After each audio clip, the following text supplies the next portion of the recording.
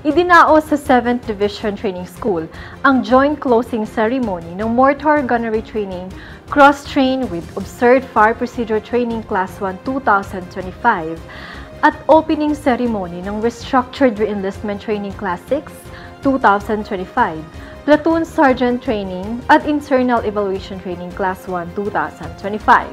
May report si Jamil Santos.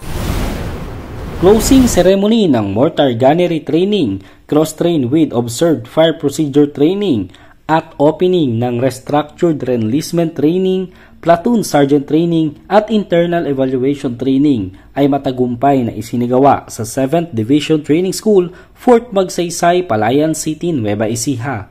Sa naturang programa, pinangunahan ni Lieutenant Colonel Dominic Tagorda ang pambungad na pagbati na sinundan ng presentasyon ng mga estudyante ni Major Renan Roldan para sa pagtatapos at pagbubukas ng pagsasanay. Pinasinayanan naman ni Colonel Rachi Alejandro Soto, Commandant ng 7DTS, ang pagbubukas ng panibagong yugto na kanilang tatahakin upang mahasa at mapahusay ang kanilang kaalaman at kalaunan ay nagbigay rin ng kanyang makabuluhang mensahe. Sa mga nakaranas na, ibalik kung ano yung dapat, yung military values and military protocols. So, expect RRT, you will be undergoing more practicals, more over sa mga lectures para mas matuto kayo. Matapos nito ay isinagawa ang paggawad ng parangal sa mga nanguna sa Mortar Gunnery Training. Nag-open kanina is the RRT or the Restructured Reenlistment Training. Second is the Platoon Sergeant Training and the last one is the IET or the Internal Evaluation Training. Na kung saan yung aming naging speaker is no other than the Commandant of the Division Training School, Colonel Rachi Alejandro G. Soto. So ihiramin ko yung sinabi ng aming Commandant. Ang pagpasok dito sa training is balikan. Muling ipalala yung mga basic foundation. Part of is the military core values and then the military protocol.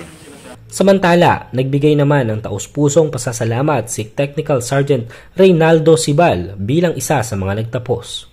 Ako po ang nag-number 1 sa class ng Mortar Gunnery and Observed Fire Procedures. For my experience as a student to duration of 3 weeks training, kailangan hindi lang sa individual na matuto ako, kundi as a team.